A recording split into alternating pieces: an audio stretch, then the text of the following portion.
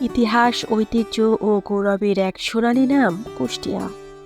জগৎখ্যাত মনীষীদের পদচরণে ধন্য কুষ্টিয়ার মাটি। একসময় সাংস্কৃতিক রাজধানী খ্যাত এ জেলায় জন্ম নিয়েছেন অনেক বিখ্যাত কবি, সাহিত্যিক, সাংবাদিক, সংস্কৃতিকর্মী, ক্রীড়াবিদ সহ অসংখ্য গুণীজন।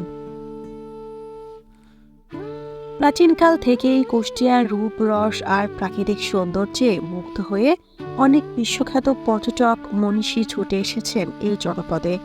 বিশ্বকবি রবীন্দ্রনাথ ঠাকুর, ঔপন্যাসিক, নাট্যকার ও প্রাবন্ধিক মীর মোশাররফ হোসেন, মর্মী সাধক, বাউল সম্রাট ফকির লালন শাহ সহ বিশ্বখ্যাত মনীষীরা নিবাস গড়ে তোলেন এখানে।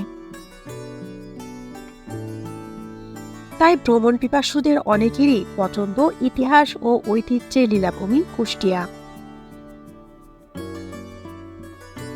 বছরের বেশিরভাগ সময় জেলার বিভিন্ন দর্শনীয় স্থান দেশি বিদেশি পর্যটকের পদচারণে মুখর থাকে।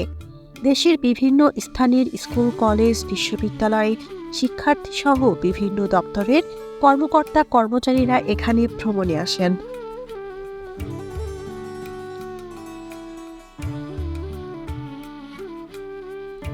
সারা বছর দেশি বিদেশি পর্যটকের আনাগোনায় মুখর থাকে কুষ্টিয়া।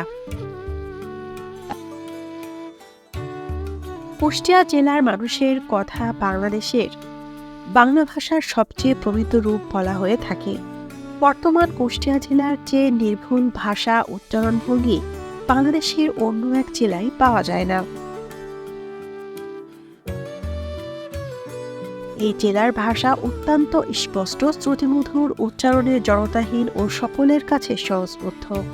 বাংলাদেশের সবচেয়ে শুদ্ধ এই ভাষায় রবীন্দ্রনাথ ঠাকুরের কবিতা, লালন গীতি, সঙ্গীত, পালাগান, জারিগান, মেলা, বাউল গান, পাঁচালী, যাত্রা, কৃষকের মেঠোগান ইত্যাদি রচিত রয়েছে।